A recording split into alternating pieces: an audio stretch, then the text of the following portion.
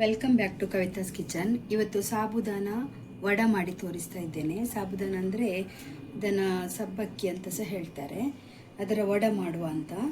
ಅದಕ್ಕಾಗಿ ಒಂದು ಗ್ಲಾಸಿನಷ್ಟು ಸಾಬುದಾನವನ್ನು ತಗೊಂಡಿದ್ದೇನೆ. ಪಾತ್ರೆಗೆ ಹಾಕಿ ಅದನ್ನು ಚೆನ್ನಾಗಿ ತೊಳಿಬೇಕು. ಇದೀಗ ತೊಳೆದಾಗಿದೆ. ಇದಕ್ಕೀಗ ಅರ್ಧ ಕಪ್ಪಿನಷ್ಟು ಮೊಸರು ಹಾಕಿ ನೆನೆಲಿಕ್ಕೆ ಇಡಬೇಕು. ಹಾಗೇನೆ ಸ್ವಲ್ಪ ಅಂದರೆ ಅರ್ಧ ಗ್ಲಾಸಿನಷ್ಟು ನೀರು ಸಹ ಸೇರಿಸಬೇಕು.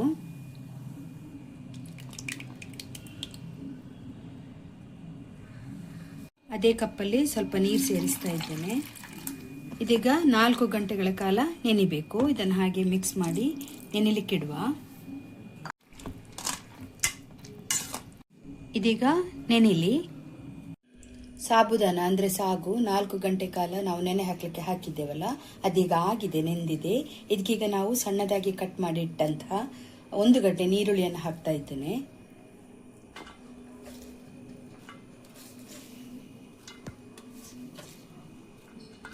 ಹಾಗೆ ಸಣ್ಣದಾಗಿ ಕಟ್ ಮಾಡಿ ಇಟ್ಕೊಂಡಂತಹ ಕರಿಬೇವು ಸೊಪ್ಪು, ಕೊತ್ತಂಬರಿ ಸೊಪ್ಪು, ಶುಂಠಿ, ಕಾಯಿಮೆಣಸು. ಖಾರಕ್ಕೆ ಬೇಕಾದಷ್ಟು ನೀವು ತಗೊಳ್ಬೋದು, ನಿಮ್ಮ ಅಳತೆಗೆ ತಕ್ಕಾಗಿ ನೀವು ತಗೊಳ್ಬೋದು. ನಾನು ಸ್ವಲ್ಪ ತಗೊಂಡಿದ್ದೇನೆ. ಇದೆಲ್ಲ ಮಿಕ್ಸ್ ಮಾಡಬೇಕು. ಹಾಗೇನೆ ಇದಕ್ಕೆ ರುಚಿಗೆ ತಕ್ಕಷ್ಟು ಉಪ್ಪು ಹಾಕಬೇಕು.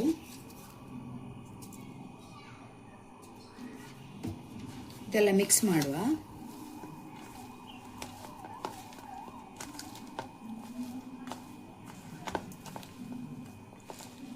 ಇದಕ್ಕೀಗ 1/4 ಕಪ್ಪಿನಷ್ಟು ಅಕ್ಕಿ ಹುಡಿ,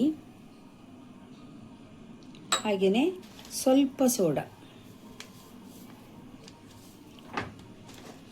ಇದೆಲ್ಲ ಹಾಕಿ ಒಟ್ಟಿಗೆ ಮಿಕ್ಸ್ ಮಾಡಬೇಕು. ಈಗ ಕಾಯಿಸ್ಲಿಕ್ಕೆ ಬಾಣಲೆ ಇಟ್ಟಿದ್ದೇನೆ. ಅದಕ್ಕೀಗ ಎಣ್ಣೆ ಹಾಕ್ತಾ ಇದ್ದೇನೆ.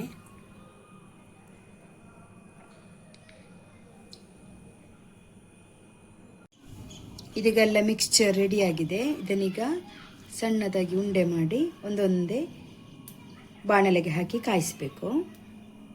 ಇಷ್ಟು ದೊಡ್ಡ ಉಂಡೆ ಸಾಕು. ಎಣ್ಣೆ ಕಾದಿದೆ, ಅದಕ್ಕೀಗ ಹಾಕ್ತಾ ಇದ್ದೇನೆ.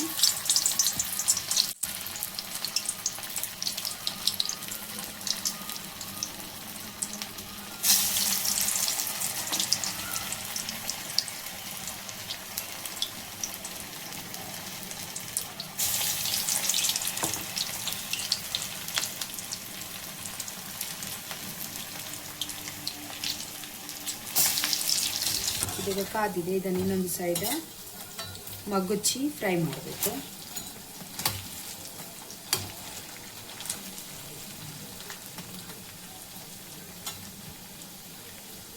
ಇದನ್ನು ಚೆನ್ನಾಗಿ ಫ್ರೈ ಮಾಡಬೇಕು. ಒಳಗೆಲ್ಲ ಬೇಯಬೇಕು ಚೆನ್ನಾಗಿ. ಇದು ಈಗ ಚೆನ್ನಾಗಿ ಫ್ರೈ ಆಗಿದೆ. ಇದನ್ನೀಗ ತೆಗೆಯುವ. ಈವ್ನಿಂಗ್ ಸ್ನ್ಯಾಕ್ ಕ್ರಿಸ್ಪಿ ಸಾಬುದಾನ ವಡ ರೆಡಿಯಾಗಿದೆ.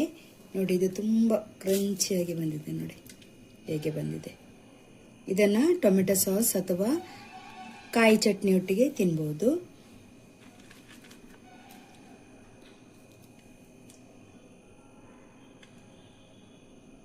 ರೆಸಿಪಿ ಇಷ್ಟ ಆದರೆ ಲೈಕ್ ಮಾಡಿ, ಶೇರ್ ಮಾಡಿ, ಸಬ್ಸ್ಕ್ರೈಬ್ ಮಾಡಿ.